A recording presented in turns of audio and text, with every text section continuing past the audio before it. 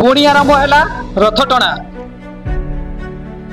बड़दाण्डे गड़िला भलभद्रंक तालध्वज। आसंतु संपूर्ण खबर उपरे नजर पकाइबा। आज पुणी रथ टणा आरंभ होईची। प्रथमे भक्त माने बड़ ठाकुर भलभद्रंक तालध्वज रथ को टाणुछंती। यहाँ पर देवी सुभद्रांक दर्पदलन रथ और शेष में महाप्रभु श्री जगन्नाथ नंदीघोष रथ टणाजिब। सूचनायोग्य गतकाली 2 घंटा आगु पहंडी और अन्य नीति विशेष हो सारी।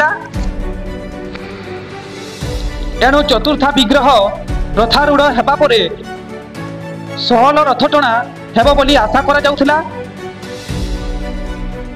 किंतु सहल नीतिकांति होइथिले भी रथ टणारे विलंब होइथिला। जोथिपाई 3 रथ अल्प बाट गड़ी अटकी। गतकाली पवित्र घोष यात्रा रे रोकरण्य होइतिला संपूर्ण बड़दाण्ड। 10 लाख रु अधिक श्रद्धालु बड़दाण्डे रथारूढ़ महाप्रभु दर्शन करने और रथ टाणीबार सौभाग्य अर्जिथिले। पूर्वाह्न 11:10 रे पहंडी आरंभ होई अपराह्न 2:20 रे शेष होइतिला। गजपति महाराज को छेरा पहरा परे प्रथमे बड़ ठाकुर बलभद्रंक तालध्वज रथ टणा होइतिला। परे देवी सुभद्रांक दर्पदलन रथ और शेष में महाप्रभु श्री जगन्नाथ नंदीघोष रथ टणा जाइथिला।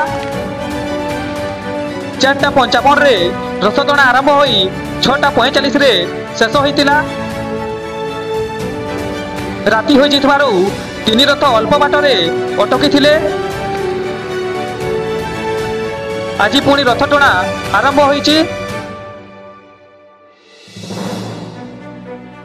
तो फ्रेंड्स एमिति अपडेट पाइबा पाई चैनल को लाइक करंतु, शेयर करंतु एवं सब्सक्राइब मध्य करि नियंतु।